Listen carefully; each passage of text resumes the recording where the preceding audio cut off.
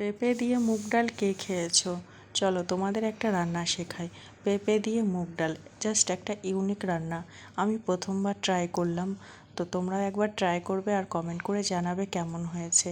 তো আমি ফাইনালি কড়াইটা বসিয়ে দিয়েছি। কড়াইটা বসিয়ে দেওয়ার পরে আমি তেল দেওয়ার পরে ওর মধ্যে একটু আদা কুচি দিয়ে তারপরে আমি মুগ ডালটা দিয়েছি। দেওয়ার পরে মুগ ডালটা ভাজা হয়ে গেছে। ভাজা হয়ে যাওয়ার পরে ছোট ছোট পাতলা পাতলা করে পেঁপেটা কেটে রেখেছিলাম, তো আমি এটা দিয়ে দিয়েছি। দিয়ে দেওয়ার পরে দিলাম লবণ আর হলুদ দিয়ে এটাকে আমি একটু হালকা ভাজা ভাজা করব।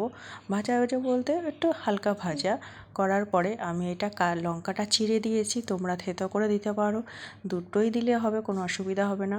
এবার এটা আমি মিশিয়ে নিয়ে উষ্ণ গরম জল করে রেখেছিলাম।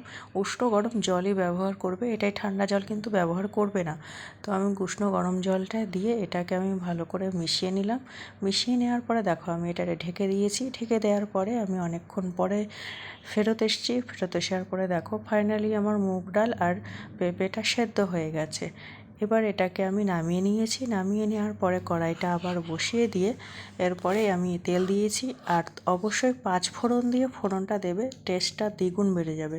5 ফোড়ন দিয়ে আমি ফোড়নটা দেওয়ার পরে দেখো এবার আমি ডাল আর পেঁপে দিয়ে যে ডালটা করে নামিয়ে রেখেছি সেটা আমি